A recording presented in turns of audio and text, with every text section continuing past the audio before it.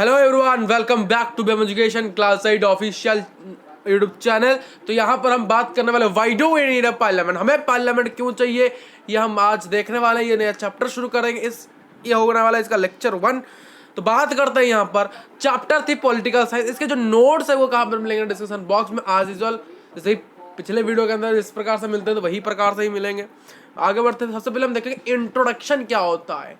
इसका इंट्रोडक्शन देखेंगे, यानी बेस क्या है इस चैप्टर का। इसका बेस यह है कि जो पार्लियामेंट है, यानी पार्लियामेंट क्या है, जहां पर लॉ बनाया जाता है, जहां पर रूल एंड रेगुलेशन बनाया जाता है, जिसको सभी सिटीजन्स क्या करेंगे, फॉलो करेंगे। तो क्या होता है, जो पार्लियामेंट है, पार्लियामेंट क्या करता है, सभी भारतीय नागरिक को क्या करता है, अनेबल्स करता है कि वो आइए और जो लॉ बनाने के लिए जो डिसीजन किया जाता है, डिसीजन मेकिंग किया जाता है, उसमें शामिल हो जाइए और हम अपने गवर्नमेंट को खुद कंट्रोल करिए।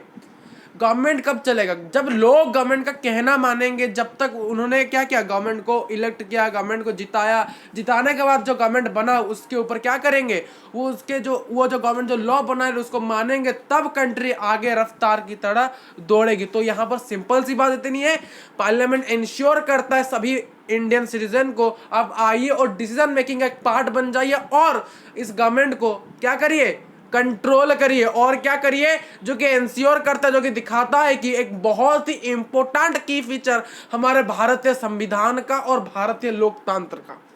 ठीक है, आगे बढ़े। वाई शुड पीपल डिसाइड, लोग ही क्यों डिसाइड करेंगे और क्यों नहीं करेंगे, क्योंकि पीपल बेस होते हैं। ये जो लोकतंत्र है क्यों है, to the people, for the people, by the people, लोगों के लिए, लोगों से, लोगों के लिए बने।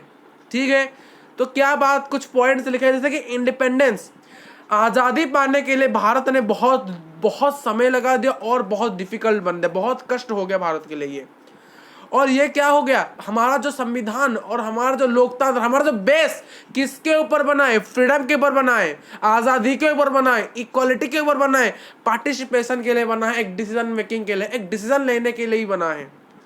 ये हम जब कॉलोनियल रूल के अंदर थे, ब्रिटिश हमारे ऊपर जब शासन कर रहा था, तो हमारे लोग क्रिटिसाइज हुए जा रहे थे ब्रिटिश गवर्नमेंट के द्वारा। जहां पर हमारा जो फ्रीडम मूवमेंट, जब हमने वहां पर फ्रीडम मूवमेंट किया था ब्रिटिश से आज़ाद होने के लिए, तभी हमें वहां पर एक सिचुएशन, एक बेटर सिचुएशन दिखाई दिया।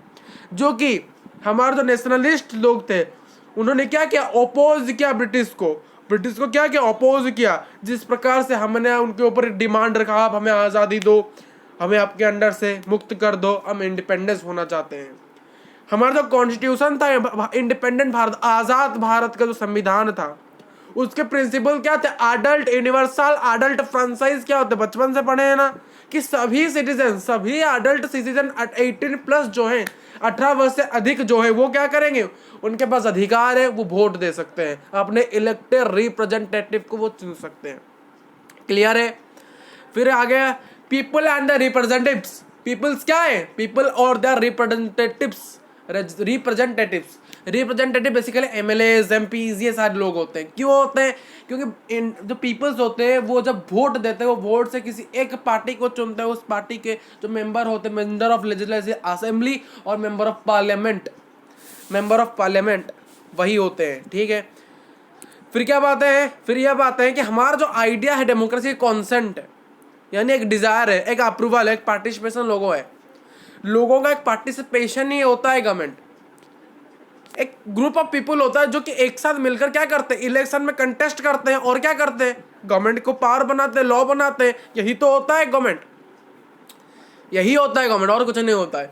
हमारा जो डेमोक्रेसी यानी लोकतंत्र, ये कंसेंट के लिए बना है, यानी लोगों की इच्छा को पूरे करने के लिए बना है, एक अप्रूवल जनरेट करने के लिए बना है, और लोगों के जो कामों के अंदर पार्टिसिपेट किया जाए और लोग यहाँ पर एक पार्टिसिपेट भी कर सकते हैं। It is the decision of the peoples that create a democratic government and decide its about function. ये क्या है, ये एक डिसीजन है लोगों का, यानी जो गवर्नमेंट बनाया गया है, जो रिप्रेजेंटेटिव बने हैं, जो कि एमएलए है, आपके डिस्ट्रिक्ट के एमपीज हैं, वो क्यों बने हैं, आपके डिसीजन को सुनने के लिए और उसको हमारे डेमोक्रेटिक गवर्नमेंट में क्रिएट करने के लिए, यानी हमारे देश हमारे समाज के अंदर वो क्या करेंगे, एक डिसीजन करेंगे और क्या करेंगे, डेमोक्रेटिक गवर्नमेंट को जो लोकतांत्रिक गवर्नमेंट है वहां पर अपने फंक्शन को कुछ करेंगे और जैसे कि समाज आगे बढ़ेगा, कुछ इस प्रकार से करेंगे। ये एक बेसिक आइडिया है डेमोक्रेसी के अंदर, जहां पर सभी इंडिविजुअल सिटीजन को बहुत महत्वपूर्ण पर्सन माना जाता है डेमोक्रेसी के अंदर। Every people of the country has its own importance and they are own important people। सभी नागरिक एक देश के अंदर every person in a country is very important person। ठीक, कोई ऐसे वीआईपी पर्सन नहीं होता जो रिच होते हैं या फिर जो ऊपर कास्ट के होते हैं वही सारे ये होते हैं। एवरी पर्सन लिखा गया है यहाँ पर, every person. As well as the public institution need to have the trust of the citizen। जो पब्लिक इंस्टीट्यूशन है यानी जो गवर्नमेंट को क्या करना चाहिए, सभी सिटीजन के ऊपर भरोसा रखना चाहिए। ये नहीं कि हम सिर्फ rich peoples, rich of employees, rich authorities को ही लेके बैठेंगे, नहीं, ऑल पीपल्स।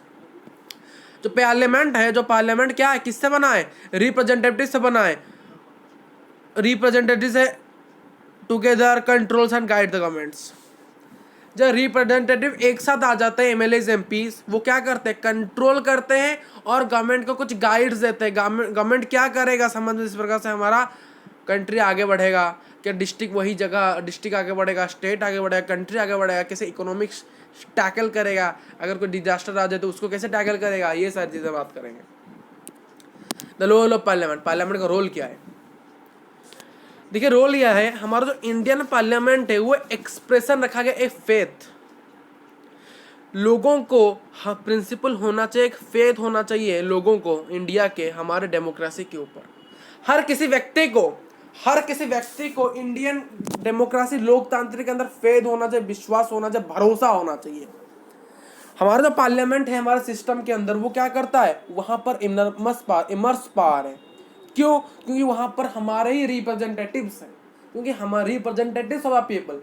देखिए हमारा जो डिस्ट्रिक्ट है, हमारे डिस्ट्रिक्ट में हमारे रिप्रेजेंटेटिव और हमारे एमएलए, क्योंकि हमारे डिस्ट्रिक्ट को वो रिप्रेजेंट करते हैं। अगर हमारे डिस्ट्रिक्ट का नाम ए है तो ए डिस्ट्रिक्ट बोला जाए तो उनका नाम ही आ गया है, क्योंकि वो हमारे डिस्ट्रिक्ट को रिप्रेजेंट करते हैं। कहाँ पर, पार्लियामेंट के अंदर। और यहाँ पर बहुत उनके पास इमर्ज पावर है, क्योंकि वो हमारे रिप्रेजेंटेटिव्स हैं।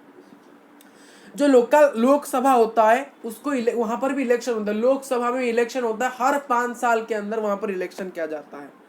और हमारा जो कंट्री है बहुत सारे कॉन्स्टिट्यूएंसीज के अंदर क्या है, डिवाइडेड है। और हम सभी कॉन्स्टिट्यूशन से क्या करते हैं, each 1 person to be elected. यानी एक डिस्ट्रिक्ट होता है, उसी डिस्ट्रिक्ट से एक पर्टिकुलर मेंबर जाता है पार्लियामेंट की ओर, वहीं एक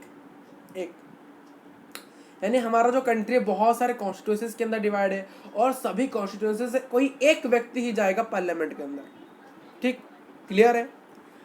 जब भी कोई इलेक्टेड हो जाता है, जो कैंडिडेट्स इलेक्ट हो जाते हैं, वो क्या बनता है, मेंबर ऑफ पार्लियामेंट्स या फिर एमपीज बनता है। और एमपीज एक साथ बनकर पार्लियामेंट बनते हैं। सर फिर क्या एमएलएस क्या करते हैं, एमएलए लोकसभा के अंदर होते हैं और राज्यसभा के अंदर एमपी होते हैं। लोकसभा कहाँ पर होता है, वही स्टेट के अंदर ही होता है। पर राज्यसभा या फिर पार्लियामेंट एमपीज कहाँ होता है, हमारा दिल्ली में राज्यसभा है। लोकसभा कभी हर स्टेट के पास है लोकसभा। ठीक, आगे बढ़ते हैं। तो थैंक यू, आज के लेक्चर में बस इतना ही। बहुत सारी चीजें हमने देख ली है, यहाँ पर बात करेंगे नेक्स्ट क्लास में और सभी चीजों के बारे में।